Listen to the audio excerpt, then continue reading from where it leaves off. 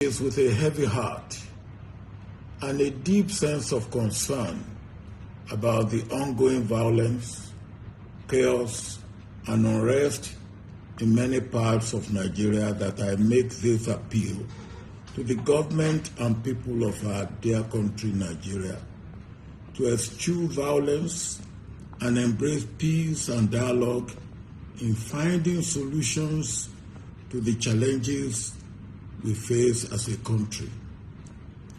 I particularly appeal to President Muhammadu Buhari in his capacities as President of Nigeria, Commander-in-Chief of the Armed Forces, and as a parent of youth like the ones who have in the last week or so come out in peaceful protest against police brutality and for improvement in their lives and their living conditions, to restrain the military and other security agencies from using brute force as a way of ending the crisis. The shooting and murder of unarmed protesters, no matter the level of provocation, has never been effective in suppressing public anger and frustration. Instead, such actions only reinforce the anger and frustration of the populace and close the window of dialogue and peaceful resolution.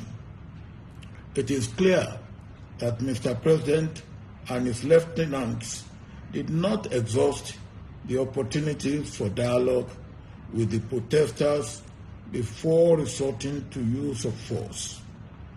It is worse that there is denial of wrongdoing in spite of overwhelming visual evidence. Great harm has now been done, but it can be stopped before it completely spirals out of control. We are at a critical moment in this crisis, and Mr. President must act now before it is too late. This time demands leadership and mature leadership as such. Most of the demands of the protesting youth, which Governor Babajide Sanwo-Olu of Lagos State swiftly took to the President, are not unreasonable and can be met without anyone's political interest or ambition being threatened.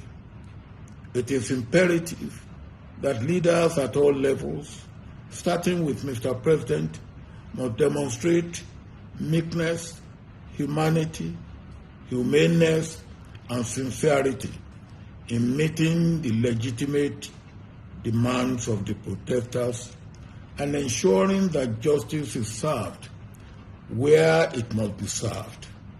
These are the most potent ways of ending this crisis now.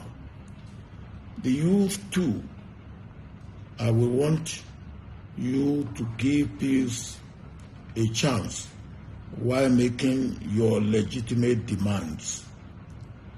You must be mindful of miscreants who will infiltrate your ranks and give the protests a bad name, only so that trigger-happy forces will kill you.